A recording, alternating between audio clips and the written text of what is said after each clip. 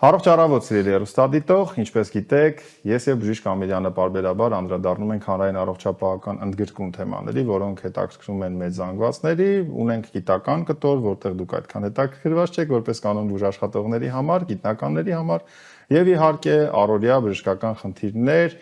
ընկալումներ, հանրային առողջապահական մարտահրավերների արդյունքում մեր ընտանիքներ մտնող խնդիրներ, որոնք կարիք ունեն մասնագետների կողմից պարզաբանման եւ այսօր իհարկե փորձել ենք սրա միտք գտնվել։ Բարբերաբար, երբ մենք խոսում ենք սեռական առողջությունից, մենք ավելի շատ կանգ ենք առնում ախտաբանությունների վրա։ Սակայն այսօրվա մեր հյուրի հետ մենք կփորձենք բացատրել սեռական առողջության նորմայի սահմանները, կքննարկենք միասին այս ամենը մեր տաղավարում։ Բժիշկ Ամիրյան, առողջ առավոտ։ Առողջ առավոտ, բժիշկ Ավետիսյան։ Ներկայացնում ենք մեր հյուրին Վիտալոնգա բժշկական կենտրոնի բժիշկ սեռախտաբան կամ սեքսոլոգ Կարեն Թոփչյան։ Առողջ առավոտ, բժիշկ։ Առողջ առավոտ։ Անկամ այս տերմինաբանության մեջ մենք ընկալման խնդիր ունենք, որովհետև սեքսոպաթոլոգ ավելի այսպես ռուսական խորհրդային տերմին է, սեռախտաբանը մի փոքր այդքան լավ չի հնչում, ընդունված է սեռաբան սեքսոլոգ տերմինը։ Մենք երբ քննարկում ենք իրար հետ, դուք ֆանտաստիկ միտք տվեցիք, այո, այդ միտքը ձերն է, չվերագրենք մեզ, որ բոլորս խոսում ենք ախտաբանությունից։ Իսկ ինչ դեր ունի սեռական կյանքը մեր կյանքում, առողջ սեռական հարաբերությունները ինչպես են դրսևորվում եւ որտեղ է որ արդեն պետք է բժշկի հետ կոնտակտ անել որպես խնդիր եւ արդյոք կարելի է նաեւ նորմայի շրջանակներում խորհրդակցել բժշկի հետ։ Սկսենք։ Ուրեմն սեռական նորման դա սեռական ներդաշնակության մի բաղադրիչ մասն է, չնայած սեռական ներդաշնակությունը դա ունի սոցիալական, հոգեբանական եւ առողջապահական բաղադրիչ։ Մենք այդ խոսենք առողջապահական բաղադրիչի մասին։ Սեռական նորման ձևավորվում է էթնոգենեզի, այսպես ասած, ունի գենետիկ սկզբունքներ, օնտոգենեզի ժամանակ արդեն զարգացման փուլերի այդ ամբողջ ինքը ունի ինչ-որ ազդեցություն, որը որ կարելի ասել առաջի տրիմեստրում ինչ ալնում, հետո երրորդում կամ երկրորդում կամ երրորդում ինչ կարող է լինի, ինչ բացասական ազդեցություններ կարող են ունենալ հետագա նորմայի մեջ, հետո ինքը ունի մարմնասեռական զարգացման հետ կապված խնդիրներ, այսինքն ինչպես է զարգանում այդ երեխան, եւ ունի հոգեսեռական զարգացման փուլերի հետ կապված խնդիրներ։ Իհարկե, եթե խոսել սեռական նորմայի հետ մասին, ինքը առնչվում է տարբեր հարցերի հետ, բայց նախ եւ առաջ պետք է մենք հասկանանք, որ սեռական նորման երկու սեռի համար մի քիչ տարբերություն կա, այսինքն տարբեր դրսևորումներ ունեն նրանք ըստ ֆիզիոլոգիայի, անատոմիայի եւ այլն, այսինքն հոգեբանության նույնիսկ։ Հետո պետք է ինչ-որ ձևով սեռական մղումները համընկնի երկուսի, սեռական գործողությունը կարողանան իրանք պատշաճ կատարեն, վերջնաբանում սեռական գործողության հասնեն հաճույքի եւ չխանգարելով, խաթարելով մեկը մյուսի առողջական վիճակի եւ հոգեբանական վիճակի չշեղեն եւ այն թվում հասարակական նորմերից շատ չշեղվեն եւ երրորդ անձանց վնաս չտան։ Ըստ դրա ուրեմն սեռական նորման բաշխվում է տարբեր, ընդհանրենք կարելի է դասակարգել տարբեր տեսակի։ Վերցնենք սկզբից հասարակական սեռական նորմա։ Հասարակական սեռական նորման դա շատ լայն հասկացողություն է, որտեղ հասարակությունը զարգացման տարբեր փուլեր ունի ու խոսքի օրինակ նույն հայ ազգը, օրինակ մի 100 տարի առաջ ուներ ուրիշ մոտեցումներ սեռական ֆունկցիայի իրականացման եւ դրսևորման հանդեպ, հիմա ուրիշ նորմեր են գործում։ Ես չեմ ասի, որ մենք լրիվ եվրոպական ինչ-որ ընդգրկումներ ունենք ու ընկալում ենք նրանց այդ արևմտյան այդ գաղափարները, բայց ընդհանրենք այդ հասարակությունը տարբեր ժամանակաշրջաններում դրսևորում է տարբեր տեսակի մոտեցումներ։ Օրինակ արևմտյան քրիստոնեական մոտեցումները նորմայի նկատմամբ ոչ մի ձև չեն համընկնում մահմեդական երկրների նորմերին։ Այսինքն ինչ-որ այնտեղ թույլատրելի է, ինչ-որտեղ նույնիսկ կարելի է մահապատժի ենթարկվել Սաուդյան Արաբիայում կամ այլ տեսակի օրթոդոքսալ մահմեդական երկրներում այդ իրականացման համար։ Դրա համար մենք այդ հասարակական նորմայի մեջ բախվում ենք ինչ սկզբունքների հետ, այսինքն կա կրոնական նորմա, որը որ ինչ-որ ձևով կրոնը ձևավորվում է մեր մշակույթը, կա էթիկական նորմա, որ խոսքի օրինակ դա ինչ-որ ձև մասամբ բխում է ընտանենք մեր կրոնական նորմայից, կա սեռական դրսևորումներ իրավաբանական բաղադրիչ մաս կա, որտեղ ինչ-որտեղ եթե քո մղումները կամ սեռական գործողությունները բախվում են սեռական իրավաբանական նորմերի հետ, այսինքն դու ինչ-որ ձևով վնաս ես տալիս հասարակությանը կամ ինչ-որ երրորդ անձնարարությանը, բնականաբար այդ նորմերից դու պետքա չշեղվես։ Եվ վերջի վերջո մենք այդ սոցիալական, այսինքն հասարակական նորմերից շեղվենք գնանք ուրիշ նորմերի, այսինքն կա ստատիստիկ նորմա, սեռական, որ ստատիստիկ նորման ձևավորվել է մոտակա մի 100 տարվա մեջ, տարբեր գիտնականներ 30-40 թվերից Ամերիկայում Կինզի, Մաստեր Ջոնսոն դրանք զարգացրեցին, այդ ստատիստիկ նորմա փորձեցին ձևավորել ու 100,000-ավոր մարդկանց պարամետրներ գրանցեցին, նույնիսկ իրանք սեռական գործողությունը սեռական օրգանների մեջ դնելով կամերա նկարում են այդ մակարդակի, որ խոսքի օրինակ տեսնեն ինչ է կատարվում, ինչ որ դեպքում ինչ է լինում եւ այլն, այսինքն համ անատոմիկ ֆիզիոլոգիական փոփոխություններ են գրանցում, համ ընդհանրենք պարամետրներ սեռական գործողության երկարատևությունը, հաճախականությունը եւ այլն։ Դրանից հետո խորհրդային միության մեջ Վասիլ Չինկակար, որը շարունակեց այդ բանը, ու ստեղծվեց ինչ-որ միջին կա ամերիկյան ստատիստիկա, որ տալիս է, որ ընդհանրենք այս տարիքի տղամարդը մոտավորապես ինչքան պիտի հարաբերություն ունենա, ինչքան պիտի տևի հարաբերությունը, ընդհանրենք ես ինչ եմ տղամարդկանց վրա շեղված ու բևեռված, այսինքն ոչ թե կանանց չենք սիրում, բայց կանայք մի քիչ ավելի պասիվ գործողություն ունեն սեռական գործողության մեջ, այսինքն ավելի շատ շահկապված է տղամարդու գործունեության, քան թե իրանց նախաձեռնությամբ։ Եթե տղամարդը ունակ չի սեռական գործողության, ինչքան էլ կինը նախաձեռնի սեռական հարաբերությունը, կարող է չստացվի ինչ-որ ձևով։ Դրա համար մենք որոշակի այդ պարամետրները ավելի շատ գրանցվել են տղամարդկանց ընդհանրենք այդ գործունեության մեջ։ Այսինքն մենք սովետական միության, խորհրդային միության մեջ ունենք, որ տղամարդը պայմանական ունի ընդհանրենք որոշ տարիքներում զարգացման փուլեր ունի տղամարդը, այսինքն կա արբունքի շրջանում, որ ինքը արագ զարգանում է, բայց մենք սեռական այդ գործողությունները գրանցում ենք արդեն մեծ, այսինքն այն տարիքում, չափահաս տարիքում 17-18 տարեկանից մինչև 25 տարեկանից սկսած եւ դրանից են կողմ, այսինքն տղամարդու սեռական հասունացումը վերջանում է 25 տարեկանում, կնոջը մի քիչ ավելի շուտ 21-22 տարեկանում։ Այսինքն այդ չափանիշները գրանցում ենք այդպես, հետո դրանից հետո գրանցում ենք չափանիշներ 25-ից 30 տարեկանից սկսած մինչև հետ ընդհանրենք նահանջագնում, տարեկան 1.5-ից 2% ամուրձիների աշխատանքը սկսում է հետ դարձ ունենալ, այսինքն այս դրա էլ աստիճանաբար, այսինքն 10 տարի հետո ուրիշ սեռական նորմաներ կան, 20 տարի հետո ուրիշ, այսինքն արդեն երբ որ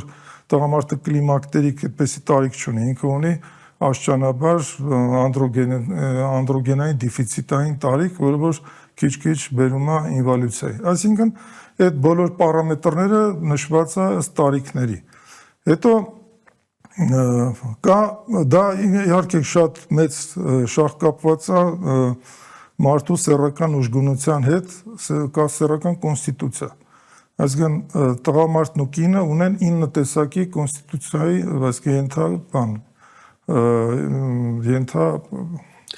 խմբեր։ Այսինքն առաջի 3-ը թույլ սեռական կոնստիտուցիա ունեցողներն են, 4-ից մինչև 6-ը միջին ու 7-9-ը դա համարվում է։ Այսինքն առաջներդ գենետիկան է դեր խաղում։ Ինչ որտեղ այո, այսինքն պահանջները, մոտեցումները, ընկալումները ամբողջությամբ տարբեր են այդ խմբերում։ Այո, օրինակ այսպես օրինակ բերեմ, առաջի կոնստիտուցիոնալ առաջի խմբում տարեկան մի անգամ ու երկու անգամ սեռական գործողությունը իրանց համար նորմա է, Ինչը դրանց խմբի համար նորմա չէ եւ սա վեճի առարկա է եւ առասարակ 9-րդ խմբում դա օրեկան 8-10 հատը ու երկար տարիներ նորմայի սահմաններում են օրեկան։ Այսինքն նորմա ասվածն էլ է շատ հարաբերական։ Այո, այսինքն անհատական նորմա, ըստ Սրա կոնստիտուցիայի։ չիմացությունը առաջացնելու է առնվազն կենցաղի մակարդակում խնդիր եւ նաեւ հանրային առողջապահական խնդիր է մեծ հաշվով։ Այո, Դրա մասին իրազեկումը, կրթության բացակայությունը կամ առնվազն այնպես ինչպես ես հերո չգնամ իմ եւ բժիշկ Ամիրյանի սերունդն է անցել, չեմ կարծում որ մեզնից առաջ ավելի լավ բարվոք վիճակ է եղել, խնդիր է եւ ընդունված չէ սրա մասին խոսել։ Տեսարական դաստիարակությունը միշտ էլ տուժել է հայկական դպրոցական եւ համալսարանական կրթության մեջ, այսինքն չնայած մենք միակ ինստիտուտը մեր համալսարանը առողջապահ ամբողջ երևի աշխարհի մակարդակով ասեմ, որ ուսուցանում է սեքսոլոգիա։ Չկա Վրաստանում, չկա Ադրբեջանում, չկա Ռուսաստանում, չկա այդ ուսուցանումը, այսինքն ինչ որտեղ գոնե բժշկական ինստիտուտ, այսինքն համալսարան ավարտած ուսանողները ինչ որտեղ իրազեկ են։ Հիմա այս ուրիշ բան է ասելու, այսինքն անհատական նորման ինչու՞ է մեկը մյուսի հետ բախվում։ Այսինքն եթե ուժեղ սեռական կոնստիտուցիա ունեցող կինը հանդիպում է ինչ որտեղ թույլ սեռական կոնստիտուցիա ունեցող տղամարդու, չնայած ամեն մարդու այդ ինդիվիդուալ որ վերցնենք, իրանք նորմայի սահմաններում են։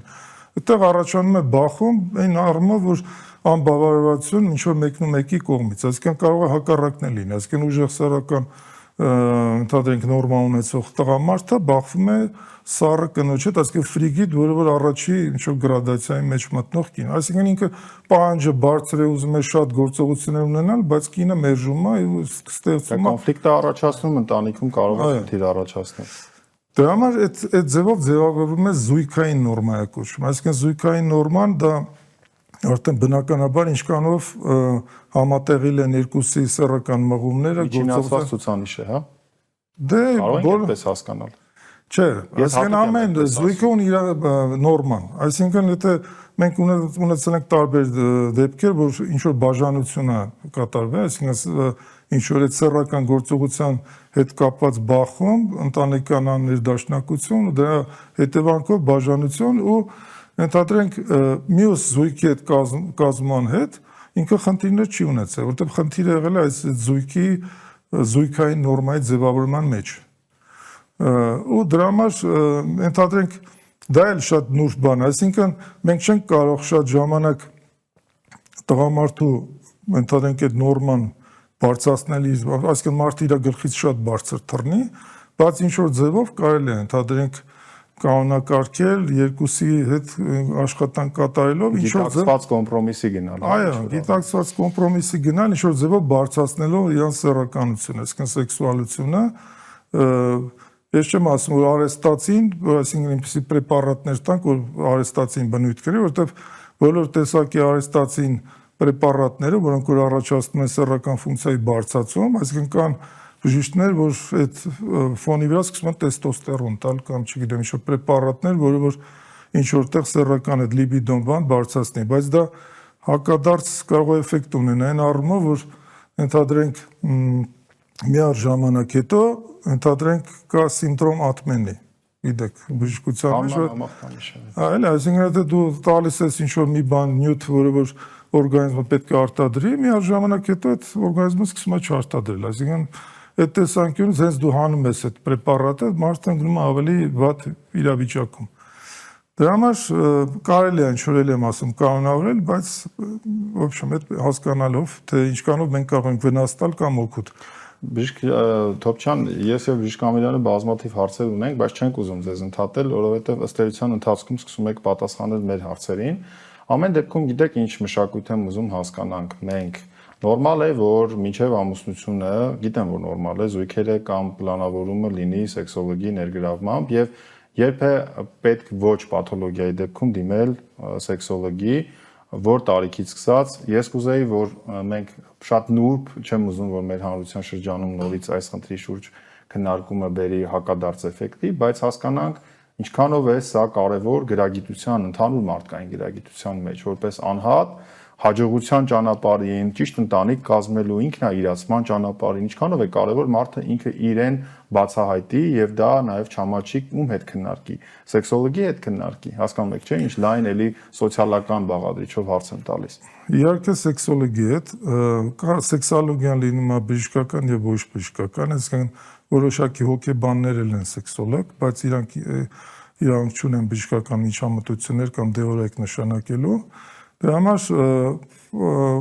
կարելի է ֆորմալ ընդհանրենք այդ կարգի մարդկանց է դիմել որոշակի նախնական գրագիտությունը բարձրացնելու համար, բայց իհարկե ես ասում եմ, ես պարադոքսալ բաներ ասեմ, այսինքն սեռական դաստիարակություն, ես գնում եմ սպորտ զալ եմ, ջիմ եմ գնում, մի անգամ մի հատ ամեն օր առավոտ շուտ չէ, մի հատ կին եմ մոտեցել ու այսպեսի տարօրինակ հարցով, ասում է, իսկ դուք ինչպես եք նայում, որ ես ու ամուսինս որոշել ենք, որ մեր սեռական երեխաների սեռական կրթությունը բարձրացնելու համար սեռական գործողություն կատարենք իրանց ներկայությամբ ու իրանք տեսնեն, որ մեզանից թող սովորեն, կանցնեն ընդհանրենք ինչ որ ինտերնետից բան, ասում եմ, իսկ ինչքան է ձեր երեխան, ասում է 7 տարեկան տղան է, 5 տարեկան աղջիկն է։ Ասեն զարմացած նայում եմ, այսինքն դա վաղարժամ հոգեսեռական զարգացման մղում են այդ երեխաներին ավելորդ հետաքրքրություն առաջացնելով ու հետո ինչ որ կարող է շեղվելով այլասերություն արատավոր այսինքն դա էլ ինչ որ նոնսենս է, այսինքն պարադոքսալ ինչ որ բան է, բայց ամեն տարիքը ունի ընդհանրենք իր բանը հոգեսեռական զարգացման փուլը ու ընդհանրենք ծնողների միջամտությունը պետք է լինի մեծ, այսինքն մինչև 3 տարեկանը պետք է երեխաները հասկանան, թե ինչ բան է սեռը, ինչքանով է տարբերվում մեկը մյուսից, այսինքն իրանք ընկալեն, որ իրանք ինչ որ նախնական ընդհանրենք ինֆորմացիա, որ ինքը աղջիկա թե տղա է, այսինքն այդքանով պետք է մատուցվի այդ ինֆորմացիան։ Հետո արդեն 3-ից մինչև 7-8 տարեկան ձևավորվում է, արդեն իրանք հասկանում են տարբերությունը, ով ինչ սեռական օրգաններ ունի, այդ էմպիրիկ գալիս է այդ երեխաների մոտ, որոշակի ինֆորմացիա ստանալով, ինչ որտեղ հետաքրքրություն ցուցաբերելով այստեղից այնտեղից ու մասամբ ծնողներից։ Իսկ արդեն 7-8 տարեկանից հետո արդեն որ սկսում է ընդհանրենք այդ նախնական, այսինքն սկսում է հորմոնալ ինչ որ բանը ուժեղ հորմոն արտադրություն, այսինքն սկսում է սեռական զարգացումը ու ընդհանրենք 11 տղամարդիկ հիմնականում 11-12 տարեկանից են սկսում սեռականապես զարգանալ, կանայք մի տարի, 2 տարի մի քիչ ավելի շուտ։ Այդ ժամանակ, այսինքն իրանց հետաքրքրությունը լրիվ արդեն սիրո խաղ, գուրգուրանք, չգիտեմ ինչ, այսինքն իրանց մոտ առաջանում է, եթե դուք սխալ միջամտություն ունենաք, սխալ ինֆորմացիա ստանան, թույլ տան, որ ինտերնետից ինչ որ որոշակի բաներ ստանան, որը որ այդ տարիքի համար աբորտիվ կամ ինվերսիա առաջացնող ինչ որ կարող է երևույթները լինի, այսինքն մի բան էլ հակառակ էֆեկտը տա կամ սխալ ուղղությամբ տանի սեռական զարգացումը։ Այսինքն ծնողների միջամտությունը, որտեղ դպրոցը բնականաբար ձերբազատված է այդ բանից, այսինքն ժամանակին խորհրդային միության ժամանակ 7-րդ, 8-րդ դասարանում, հետո չգիտեմ, այդ փորձը կար մեր ժամանակաշրջանում, կենսաբանության ուսուցիչներին թույլ են տալիս ինչ որ մեր ժամանակ էլ էր այդպես, ես շատ լավ հիշում եմ, 2 բառ խոսեցինք, փակեցին գիրքը, դե երեխաներ տանեք ուսումնասիրեք, այսպես հետևելով ուսուցիչները, որը որ ես գտնում եմ, որ նորմալ չէ, որովհետև դրա այլընտրանքը փողոցն է։ Իսկ փողոցը չի խնայում ոչ ոքի։ Դե ուրեմն կա 12 տեսակի բնավորության գծեր, ըստ Լիչկոյի։ Հիմա որոնց մեջ կան մի 3 տեսակը կասկածամիտներն են, մի քանի տեսակը կան ընդհանրենք մարդիկ, որ ագրեսիայի ու սեռական պերվերզիաների բան ընդհանրենք հակվածություն ունեն, այսինքն եթե փողոցում այդ կարգի մարդիկ, այսինքն մի դեպքում կարող է մոդելի մասին եք խոսում, ով է մոդելը լինելու, ով է օրինակը լինելու, ով է եթե դուք դոմինանտ հեղինակություն դառնալու։ Պայմանական նույնիսկ ծնողների ներազդեցությունը ֆիզիկական, ճնշել, ծեծել, ջարդել, բան, մի դեպքում մի երեխային դարձնում է շատ ամոթխած ու մեծ տարիքում, ընտանիք ինքը չի կարող նույնիսկ աղջկան մոտենա ինչ-որ մի բառ ասի կամ ինչ-որ մի գործողություն կատարի, Իսկ մի դեպքում էլ այդ ագրեսիայի է ձևավորվում, խոսնակ էպիլեպտոիդ ակցենտուատներ կան, որոնց որ եթե դու ագրեսիա ես ցուցաբերում, այդ տարիքում մեծահասակում նրանց դառնում են հանցագործներ, այսինքն սեռական գործողություններ են կատարում, որը որ չի համընկնում մեր իրականության կամ իրավաբանական համակարգի հետ։ Այսինքն մեծ նշանակություն ունի մեր հասարակությունը, բայց ծնողները եւ սոցիումը, տատիկներ, պապիկներ, չգիտեմ, այսինքն նրանք ամեն ինչ ընկալում են, նրանք ռադարի պես, այսինքն երեխաները այդ ամբողջ ինֆորմացիան ուղեղի մեջ են։ Մեր գործընկերները մեզ հուշում են, զգացիք ոնց թրջեց րոպեները, որովհետեւ իսկապես բաց է, անգամ հասուն տարիքում միշտ հետաքրքիր է լսել պրոֆեսիոնալին, որովհետեւ ես հիմա արդեն լսում եմ որպես ծնող, ով ունի արդեն դեռահաս,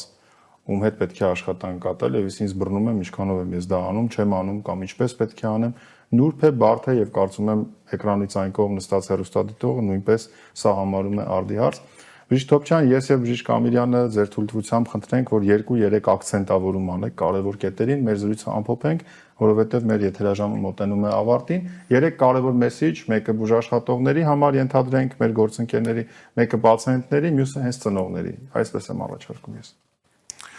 Նախ եւ առաջ մեր հասարակարգում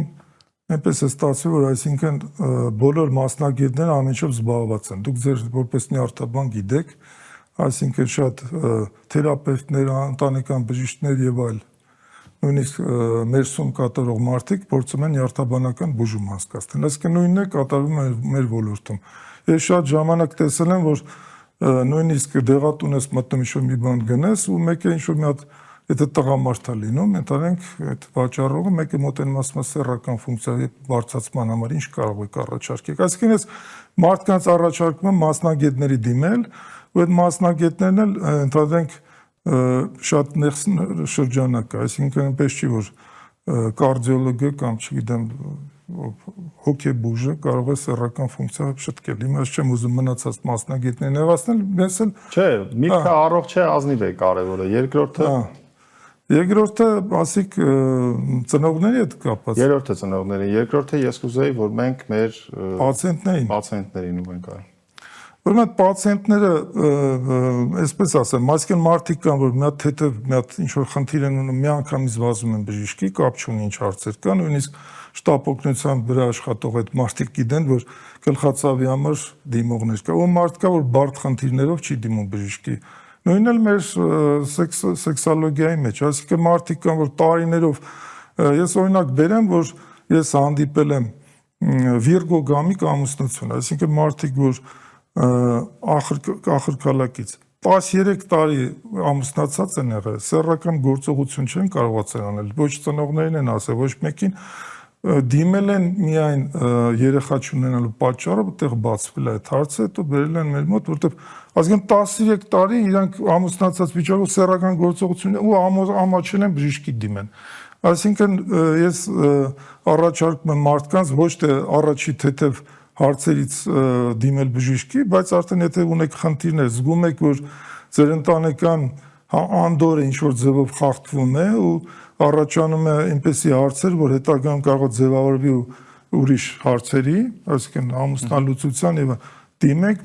սեքսոլոգի ձեր հարցերը կանոնավորելու համար։ Եվ կարճ ծնողներին մեսիջ։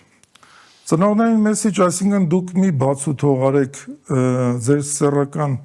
երեխաների սեռական զարգացման փուլերը, այսինքն ես հիմա կարող եմ էլի շեշտադրել, թե որ փուլը ինչա պետք անել, բայց ամեն դեպքում դուք մասնակցություն ունեցեք ձեր երեխաների սեռական զարգացման մեջ։ Անչափ շնորհակալություն բժիշկ Թոփչյան, բժիշկ Ամիրյան ավելացնելու բան ունեք։ Կարծում եմ ոչ, ամեն ինչ լիարժեք ասված էր, շատ նուրբ հարցեր, որոնք որ ես էլ համաձայն եմ բժիշկ Թոփչյանի։ Վստահ եղեք, որ դուք էլ չէ, որպես արդեն ապագա ծնող մարկի դաստիարակության տեսակետից արդեն սկսում եք դրա մասին մտահոգվել եւ սա նորմալ է։ Դե ինչ սիրելի գործընկերներ, սիրելի պացիենտներ, տվյալ դեպքում հեռուստադիտող եւ իհարկե դարձյալ հեռուստադիտողի այն սեգմենտը, որ իրեն համարում է ծնող եւ կանգնած է սրա առջեւ, երբ խոսում ենք առողջ հասարակությունից, երբ խոսում ենք առողջ սեռականությունից, առնականությունից, խոնարհությունից, սեռերի տարբերությունից, այն ամեն ինչին, ինչ նաեւ մեզ համար որպես ժողովուրդ շատ կարևոր է որպես ազգ, որպես մշակույթ ունեցող դարերի խորքից եկած, այս ամենը տրանսֆորմացվում է, փոխակերպվում է, բայց սրա մեջ թերևս մնում են նորմաներ։ Եկեք մենք փորձենք նորման գոնե թե տիրապետել, ուղղորդել մեր հարազատներին, որովհետև ինչու՞ չէ սա ազգային անվտանգության հարց է։ Մենք խոսում ենք ընտանիքների առողջությունից, խոսում ենք առողջ ընտանիքի մթնոլորտից, ինքնաբավ անձերից, հասարակությունից, այս ամենի շուրջ մենք բոլորս ենք, դա քողարկելով, դա ծածկադմփոց անելով լավ տեղ մեզ չի տանելու, ավելի լավ է մենք փորձենք ինքնակրթվել, փորձենք խորհրդակցել նաև բժիշկների հետ, մասնագետների հետ եւ ինչու՞ չէ կարեւորենք չդիմենք միայն սեռական խնդիրների ժամանակ, այլ դիմենք նաև պրոֆիլակտիկ նկատառումներով սեռական առողջություն ունենալու համար։ Կարծես բարդ էր, բայց մարսեցինք։ Շնորհակալություն ձեզ եւս մեկ անգամ։ Ձեր շնորհակալություն իմ լավ եւ անբաժան գոլեգայից մեկ, ձեր դերստայտող կհանդիպենք վաղը ճիշտ նույն ժամին։